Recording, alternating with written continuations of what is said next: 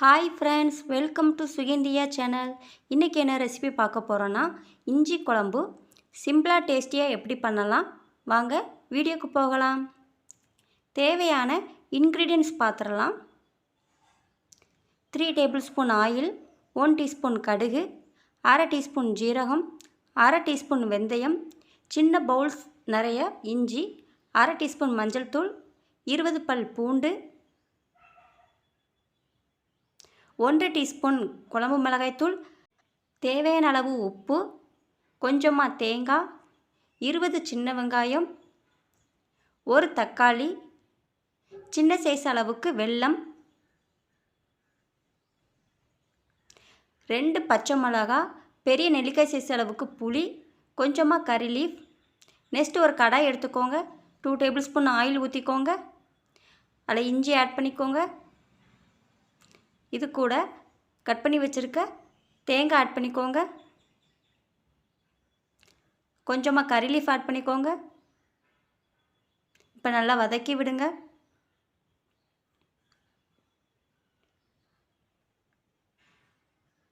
Medium ஃப்ளேம்லேயே வச்சு நல்லா வதக்கி விட்டுக்கோங்க.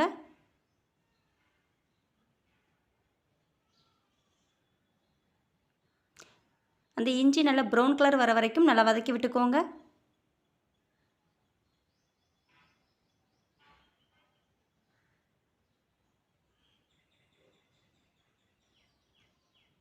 நல்லா வதங்கி வந்துருச்சு.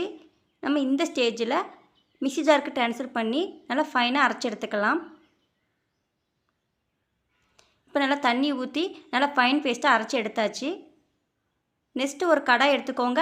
அதே கடாயில் 1 டீஸ்பூன் கடுகு, அரை டீஸ்பூன் ஜீரகம், அரை டீஸ்பூன் வெந்தயம் ஆட் பண்ணிக்கோங்க. இப்போ நல்லா பொரிஞ்சு வரட்டும்.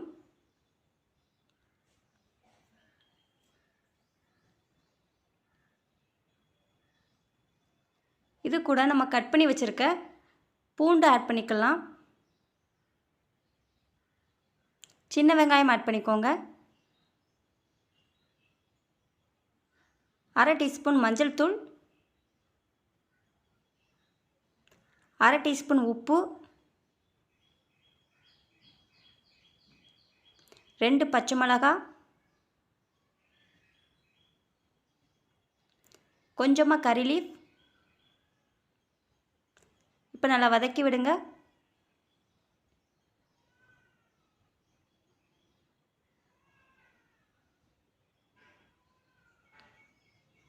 வெங்காயம் நல்லா வதங்கி வரட்டும்.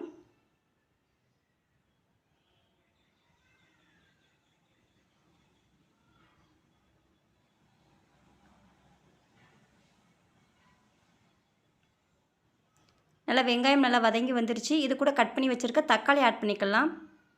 நல்லா கலந்து விட்டுக்கோங்க.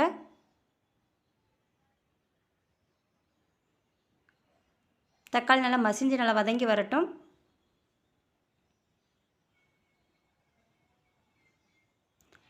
இது கூட 1 டீஸ்பூன் ஒரு குழம்பு மிளகாய்த்தூள் ஆட் பண்ணிக்கலாம். அரைச்ச தேங்காய் இஞ்சி பேஸ்ட்டு ஆட் பண்ணிக்கோங்க.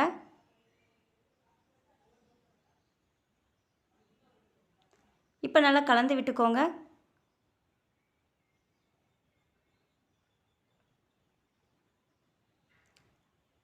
அந்த மசாலாவோட பச்சை வாசனை போகிற அளவுக்கு நல்லா வதக்கி விட்டுக்கோங்க.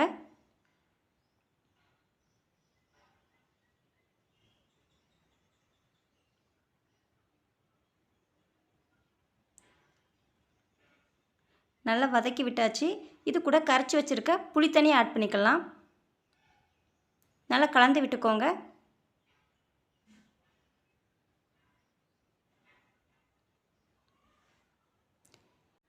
கால் கிளாஸ் அளவுக்கு நார்மல் தண்ணி கொஞ்சம் ஆட் பண்ணிக்கோங்க. இப்போ நல்லா கலந்து விட்டுக்கோங்க. இந்த ஸ்டேஜில் நம்ம மூடி போட்டு வேக வச்சு எடுத்துக்கலாம். நல்லா கொதித்து வெந்து வந்துருச்சு. நல்லா கலந்து விட்டுக்கோங்க.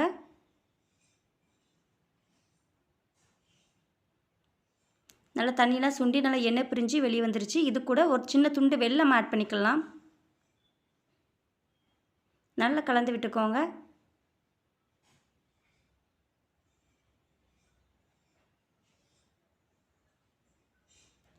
ஃபைனலாக இந்த ஸ்டேஜில் இன்னும் வேறு பிளேட்டுக்கு நம்ம ட்ரான்ஸ்ஃபர் பண்ணி எடுத்துக்கலாம். இஞ்சி குழம்பு ரெடி ஆயிடுச்சு. இதே மாதிரி நீங்களும் உங்கள் வீட்டில் ட்ரை பண்ணி பாருங்கள். இட்லி, தோசை, சாதத்துக்கு வச்சு சாப்பிடலாம். இந்த வீடியோ பிடிச்சிருந்தா லைக் பண்ணுங்கள், சப்ஸ்கிரைப் பண்ணுங்கள், பெல் ஐக்கானை ப்ரெஸ் பண்ணுங்கள். நெக்ஸ்ட் வீடியோ பார்க்கலாம்.